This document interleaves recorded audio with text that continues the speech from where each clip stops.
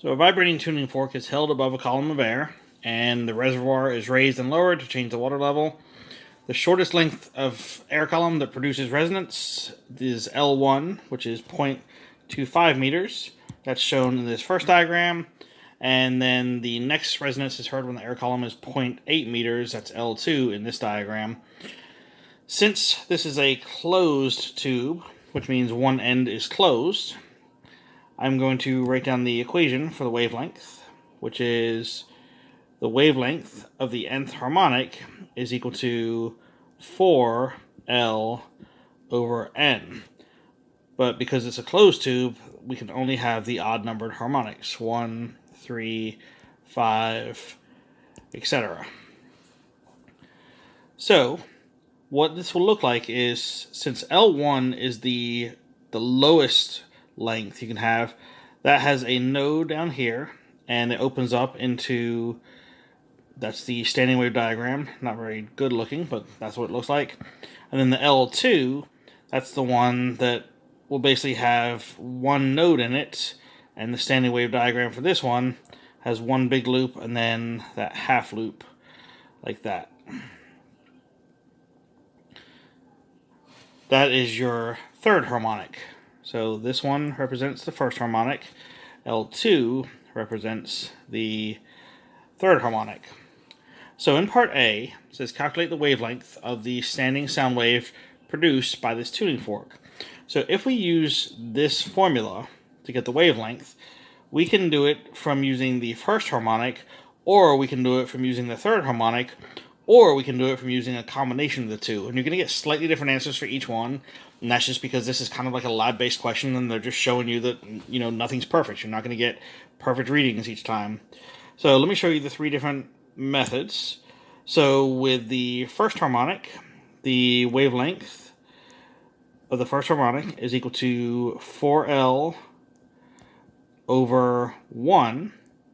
So 4 times that length of 0.25 would give you a wavelength of exactly 1 meter. If I use that third harmonic, then you would use 4L over 3. That's going to be 4 times the length of that tube was given in the problem as 0.8. And that divided by 3 is equal to about 1.07 meters. Now, technically, either one of those is fine to use. The true best way to do this is actually use the combination of the two together, because if you look at what's in here, this is between the L1, where L1 ends, and where L2 ends, you have exactly one loop, which is half of a complete wavelength. So the best way to say this is that the true wavelength is equal to basically 2 times the difference between those, L2 minus L1. Because L2 minus L1, as we said, gives you half a wavelength.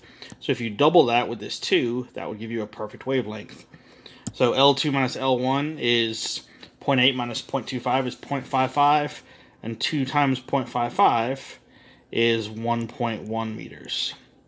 So that's the best answer, but any of those answers really are acceptable.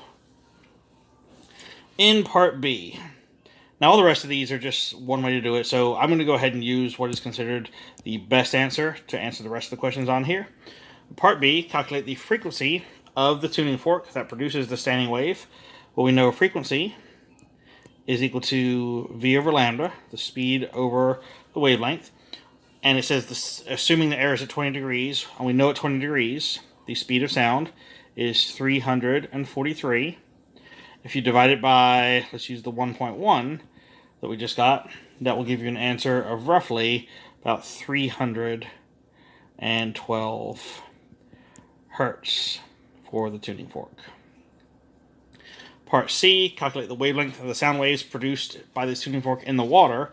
So since there's water beneath the air in the tube, like all the rest of this down below is water, the sound wave will actually go from the air into the water. So if there was a person who was somehow able to be under this water, they could still hear the sound, but they would hear things a little bit differently, because the one thing you have to remember is as a sound wave goes from one medium to another, like from air to water, the frequency is the only thing that stays fixed.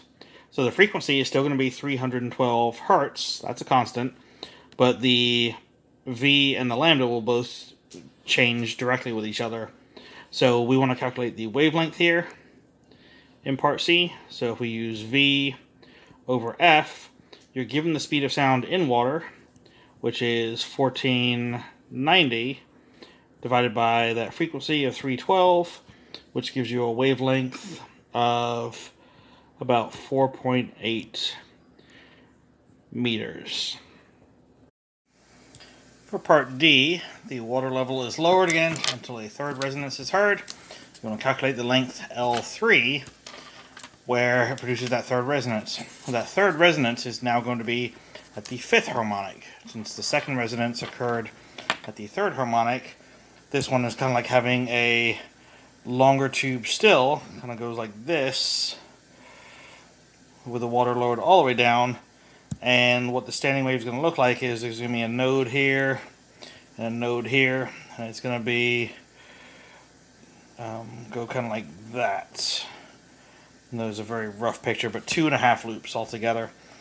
So one way you can look at it is to say that the wavelength for the fifth harmonic is 4L over 5, which means the length of the tube is going to be 5/4 of the wavelength. If you plug in 1.1 for the wavelength, you'll get an answer about 1.375 meters.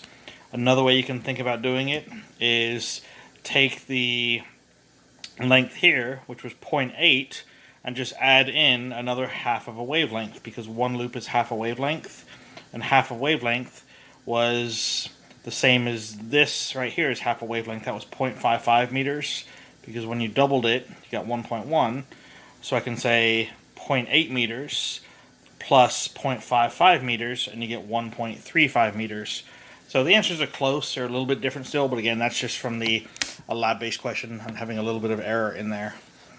And finally, part E, if the student determines the temperature of the room is slightly higher than 20 degrees Celsius, is the calculation of the frequency from part B too high, too low, or still correct? Well, we know that with a higher temperature, we know that the speed of sound is going to be a little bit higher. So back when we did the calculation, which was right here, this speed of sound, the 343, is actually a bigger number, which means that the frequency will also be a bigger number. So the one that we calculated in part B was too low.